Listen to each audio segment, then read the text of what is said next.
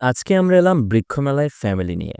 গেটে ঢুকতেই চারপাশে শুধু গাছ আর গাছ। মনে হলো যেন হঠাৎ করে জঙ্গলে ঢুকে গেছি।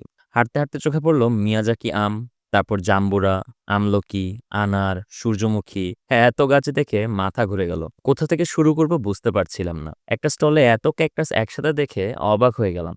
ছোট লাল ক্যাকটাসটা দেখে মনে হলো এটাকে বাসায় নিয়ে গেলে অস্থির একটা শোপিস হয়ে যাবে। ওদিকে দেখি আমার স্ত্রী আচার খাচ্ছে। আমি ইন দ্য মিন টাইম আচার দোকানে ঢুকে ভাবছি এত ধরনের আচার কে বানায় আর মানুষ কিভাবে এত খায়। এরপর সুন্দর সুন্দর মাছের ট্যাঙ্ক, বনসাই, ফুল আর গাছ দেখে একেবারে চোখ আটকে গেল। একটা বনসাই দেখে তো মনে হলো পা ক্রস করে দাঁড়িয়েছে। আমি দেখে হেসেই ফেললাম। তারপর মাটির ফিল্টার আর বোতল দেখে ভাবলাম, ওয়াও, এদিকে সত্যি আপনি ঠান্ডা রাখে নাকি শুধু লুক। পরীক্ষা করতে একটা বোতল কিনেই ফেললাম।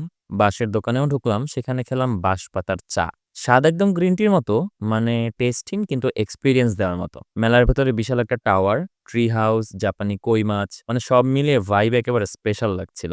শেষ দিকে এসে ফুড সেকশনে দেখি ডোসা বানানো হচ্ছে।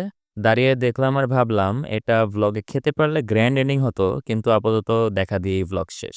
বৃক্ষমেলা আসলেই দারুণ একটা জায়গা। Nature plus food plus fun সবকিছু একসাথে পাওয়া যায়। ফ্যামিলি নিয়ে আসার জন্য একদম পারফেক্ট একটা স্পট।